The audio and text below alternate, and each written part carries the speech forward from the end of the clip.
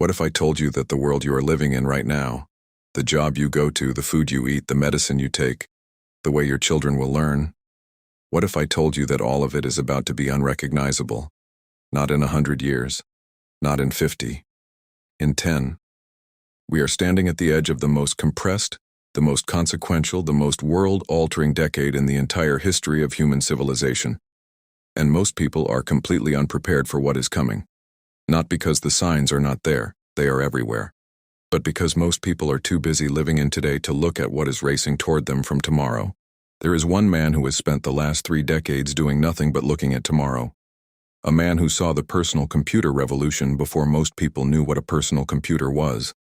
A man who then walked away from the greatest empire he ever built and dedicated everything he had left to something far bigger than profit. His name is Bill Gates. And what he is saying about the next 10 years should stop you completely in your tracks. Picture a pale, skinny, intensely quiet teenager sitting in a small computer lab at Lakeside School in Seattle. The year is 1968.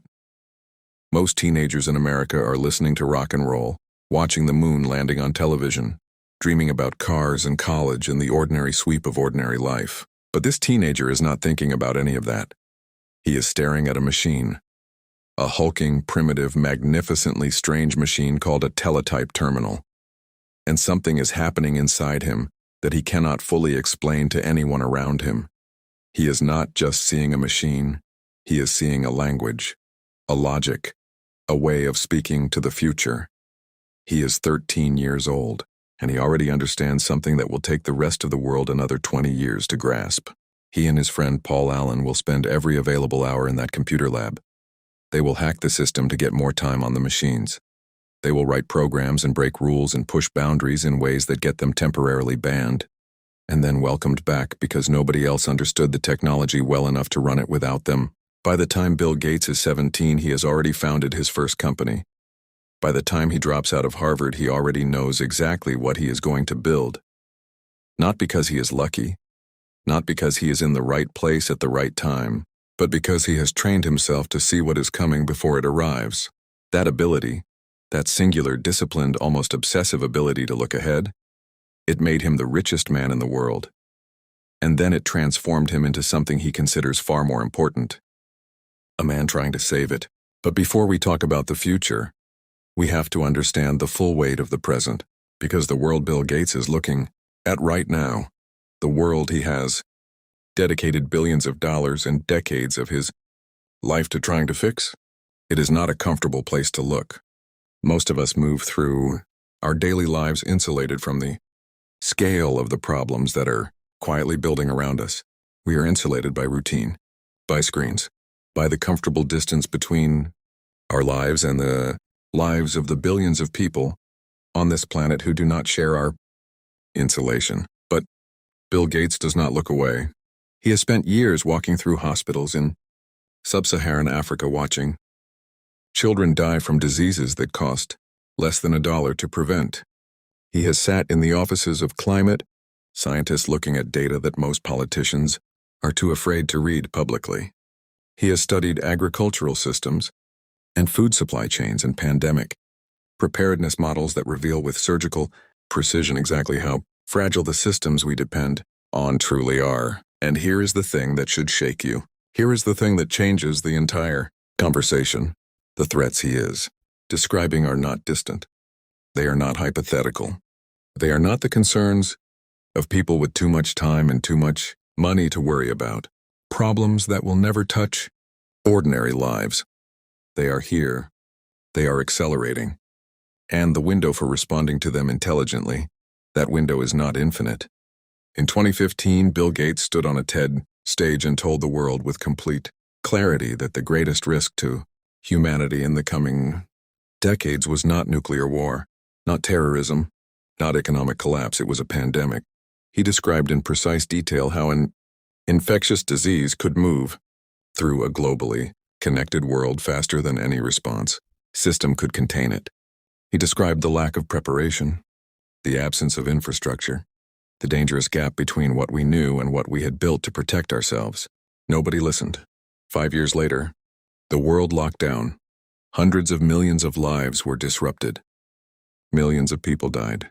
Economies shattered. Systems that we assumed were permanent revealed themselves to be fragile beyond anything most people had imagined, and Bill Gates had already told us it was coming. This is the struggle, not his personal struggle. The struggle of a species that keeps being warned about the future and keeps choosing the comfort of denial over the discipline of preparation. So what changed for Bill Gates?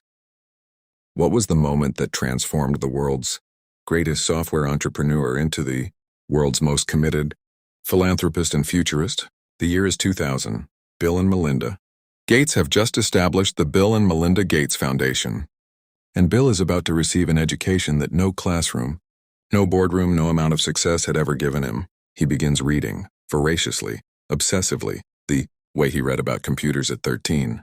He reads about global health, about disease, about the staggering, almost incomprehensible inequity of who lives and who dies on this planet, and why. He reads about a condition called rotavirus, a diarrheal disease. In the wealthy world, it is a minor inconvenience. Children get sick for a few days. Parents are briefly worried. Recovery is standard. In the developing world at that time, rotavirus was killing 500,000 children every year. 500,000 children. Every year. From something treatable. Bill Gates reads this and something breaks open inside him. Something that all the success and all the wealth and all the empire building had never touched. He realizes that the skills he used to change the world of technology, the analytical thinking, the systems approach, the willingness to invest in solutions before the problem becomes a crisis, those exact skills are desperately needed in places the market had never looked. He realizes that the next chapter of his life is not about building the next version of Windows. It is about building the next version of the world, and from that turning point forward, everything shifts. The lens through which he sees the future changes entirely. He is no longer asking, what technology will make the most money? He is asking, what is coming? What does it mean for humanity? And what do we need to build right now to be ready for it? That question, that urgent, disciplined, clear-eyed question, is what makes what he is saying about the next 10 years so extraordinary and so important. Because everything Bill Gates is focused on right now points to a set of truths, not predictions, truths, about where the world is heading and what it will demand from every single one of us. These are not abstract ideas. These are the tectonic forces that will reshape your life, your work, your health, and your children's future within the next decade. The first truth is this: artificial intelligence is not coming. It is already here, and it will not slow down. Bill Gates has called the development of modern artificial intelligence the most important technological advance he has seen in his lifetime. That is a man who watched the birth of the personal computer, the internet, the smartphone. And he is saying that what is happening right now with AI surpasses all of it. Think about what that means for a moment. Every industry you can name, medicine, education, finance, agriculture, law, creative work, manufacturing, every single one of them is about to be rebuilt around intelligence that does not sleep, does not tire, does not forget, and gets exponentially smarter with every passing month. Gates believes AI will become every person's personal doctor, not in the distant future, within this decade. An intelligence that knows your full medical history, monitors your health in real time, catches disease earlier than any human physician could, and delivers personalized medical guidance to people in the poorest corners of the world, who have never had access to a doctor at all. This is not science fiction. This is the trajectory we are already on. The question is not whether this will happen. The question is whether you are preparing yourself, your skills, your thinking, your adaptability, to live and work and thrive in the world it creates. The second truth is this: climate change is the defining infrastructure challenge of the next 10 years, and the response to it will create the greatest economic opportunity in history. Bill Gates has spent years studying the science of climate change with the same rigorous analytical focus he applied to software architecture. He has written about it extensively. He has invested billions in clean energy innovation, and his conclusion is not one of despair. It is one of urgent strategic optimism. He believes that the transition away from fossil fuels, the complete reimagining of how we power our homes, our cities, Our transportation, our industry, is not just an environmental necessity. It is the largest economic transformation in 200 years. The companies, the governments, the individuals who position themselves on the right side of that transformation, who learn the new skills, who build the new technologies, who invest in the solutions rather than defending the dying systems. They will define the global economy of the second half of this century. Every major infrastructure shift in history has created new empires. The railroad created fortunes. The electrical grid created fortunes. The internet created the greatest concentration of wealth the modern world has ever seen. The clean energy transition will do all of that again. And it is happening now, not later now. Are you positioned for it? Are you even watching it? The third truth is this. The next pandemic is not a question of if. It is a question of when. And this time we have no excuse for being unprepared. Bill Gates has made pandemic preparedness one of the central missions of the last phase of his life. He has argued consistently and with exhaustive evidence that the world needs to invest in global health infrastructure the same way it invests in military defense, not because disease is more likely than war, but because in a connected world, a pathogen does not need a passport. The COVID-19 pandemic exposed something that Bill Gates had been warning about for years. It exposed the catastrophic gap between what we knew about infectious disease and what we had built to fight it. It exposed the fragility of global supply chains, the inadequacy of international coordination, the terrifying speed with which a buying microorganism can outmaneuver a species that assumed its technology made it invulnerable. The lesson of that pandemic, the lesson Gates is insisting we learn, is that investment in preparation is always cheaper than the cost of unpreparedness, always, without exception, in health, in climate, in technology, in every domain where the future is already visible to those willing to look. The question is whether we have the discipline to build the systems we need before the crisis arrives, or whether we will wait, again, for the crisis to teach us what the data already told us. The fourth truth, and this one is personal, this one is about you. The fourth truth is this. The skills that will matter in the next 10 years are not the skills that mattered in the last 10. Bill Gates left Harvard. He has spoken openly about the fact that what made him extraordinary was not a degree. It was curiosity. It was the ability to learn voraciously, to teach himself anything, to approach any complex system with the analytical patience to understand it deeply and then build something better.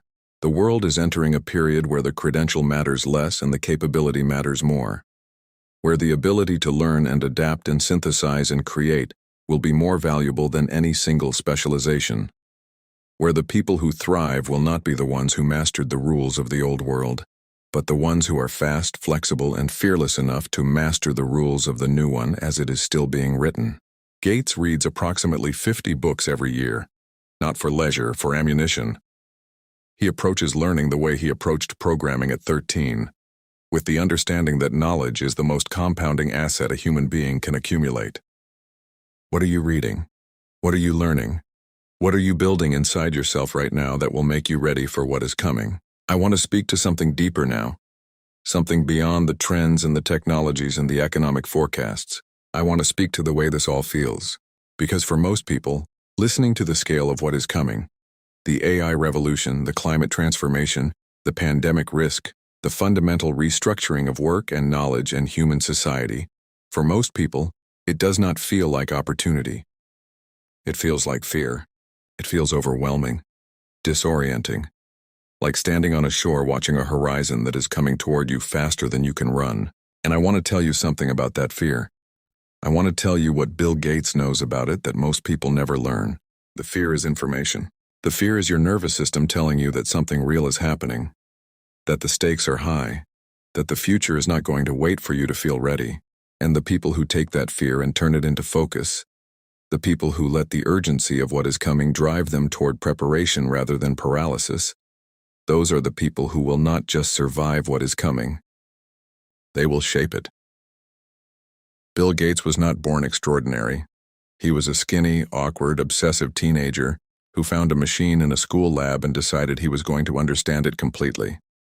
That decision, That one disciplined, curious, forward-facing decision set in motion everything that followed. He did not have a map. The map did not exist yet. He built the map. And right now, in this moment in history, the map for the next 10 years is being written. The technologies being born right now, the problems being solved right now, the systems being built and reimagined right now. They are writing the world that your children will inherit. And you have a choice about what role you play in that writing. You can be written about, or you can write. Bill Gates chose to write not once, twice. He reinvented himself completely, from empire builder to world changer, because he understood that the greatest waste of a capable mind is to stop asking what comes next. Do not waste your mind. Do not waste this moment. So here is where we arrive. Here is the challenge I am leaving with you. The next 10 years will not be gentle. They will not be predictable. They will not reward complacency or punish curiosity. They will not protect the people who are hiding inside the routines of a world that is already changing beneath their feet.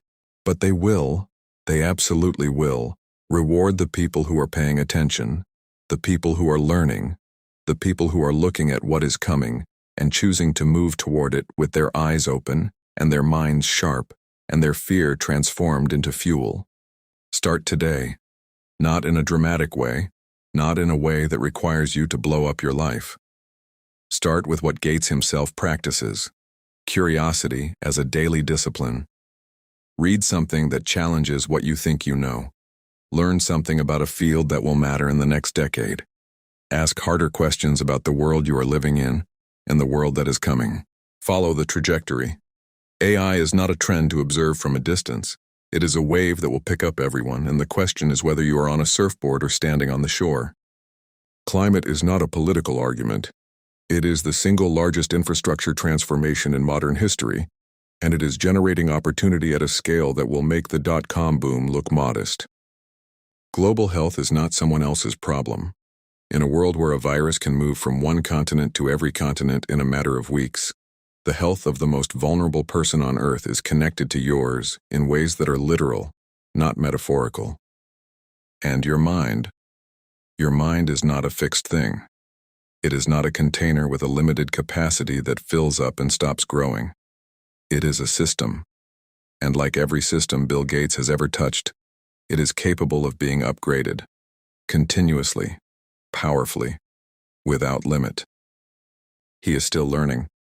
The man who changed the world once and is trying to change it again. He is still reading 50 books a year. He is still asking questions. He is still sitting with data that is uncomfortable and choosing to face it instead of look away. If he has not stopped, you cannot afford to stop either. The next 10 years will change everything.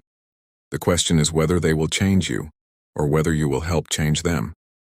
The future is not something that happens to prepared people. The future is something that prepared people build. Be one of them. Start now. The world is waiting.